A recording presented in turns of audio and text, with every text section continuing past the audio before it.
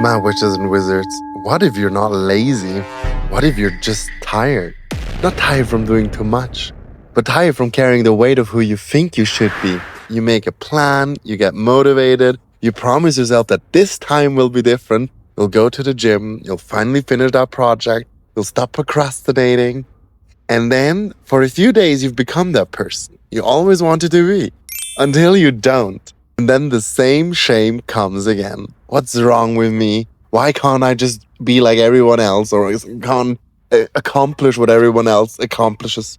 I'm wasting potential. So you try harder.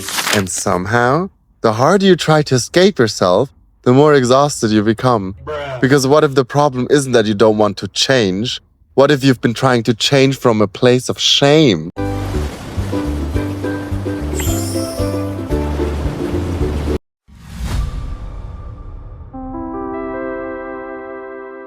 Shame is a good engine fuel for a short distance, but it won't get you the long way. And it's debilitating. If you use shame, hurt, anger as your fuel to make yourself better or to feel like you are worth something, trying to become thinner because you hate your body, trying to become successful because you feel worthless, trying to become disciplined because you don't trust yourself, trying to become someone impressive enough so you can finally look in the mirror and say, okay, now I'm worth it. You cannot hate yourself into becoming someone you love. And maybe it's time we stop trying, because the person you're exhausted from trying to become might actually be a mask.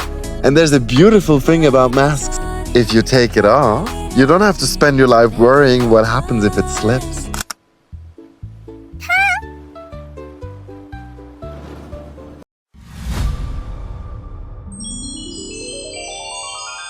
So today I want to talk about shame and the identities we've been carrying for years attached to it, and why real change doesn't begin with a better version of yourself. It begins by finally letting go of the old one. So what I want to talk about is masks. We all, especially in dating or during a job interview or whenever you need to present yourself, social media, we always present a very curated and almost perfect version of ourselves. The disciplined one, the successful one, the attractive one, the healed one, the productive one.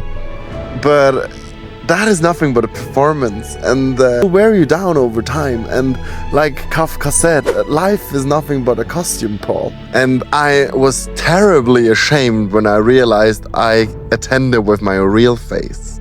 This is what we need to heal in our society today. Everybody curated a mask for them. And what gets heavier, why so many people are depressed or have a burnout, is because their body or their mind or their soul, even sometimes, can't carry the weight of that mask anymore, of that ego you or that projection of an ego you've created to think yourself of acceptable. And that is what makes you so tired and exhausted all the time, honey. You're not exhausted from being yourself, but from performing yourself.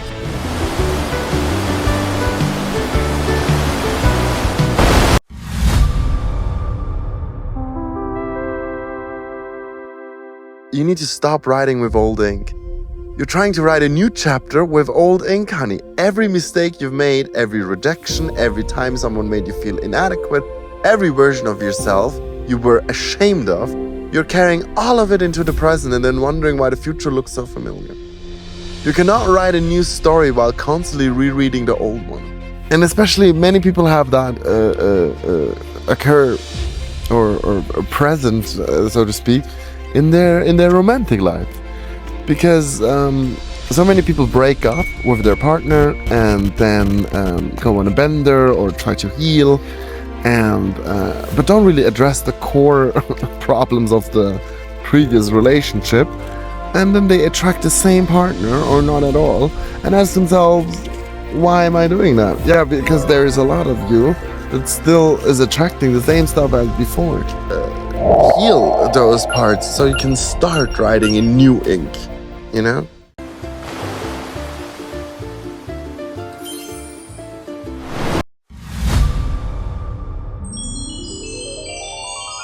And finally, I want to talk about hustle culture and what we all get wrong about hustle culture in the modern sense. Because this is where it goes terribly wrong, in my opinion. We've taken the pain that we feel about ourselves and turned it into a productivity system, you know what I mean? Because we don't say, I hate myself, we say, I need to work harder. We don't say, I don't feel worthy, we say, I need to become more successful. We don't say, I'm ashamed of my body, we say, no excuses, grind harder. And suddenly, self-hatred has learned how to speak the language of self-improvement, and that's how they get you. That's how you are, and that's why you are so depressed and anxious and hate yourself. Because hatred got to intrude on the side of your conscience where you want to improve. Because if you talk to yourself, if your self-talk is negative, it will wear you down, because you are your only friend, so to speak, your only company you have to keep for the rest of your life. And if you are mean to yourself, so please be nicer to yourself and don't think you're lazy. Just watch your routines, analyze them, optimize them, and get out of that shit. Because ain't nothing good waiting in your own town. Ollivander, out.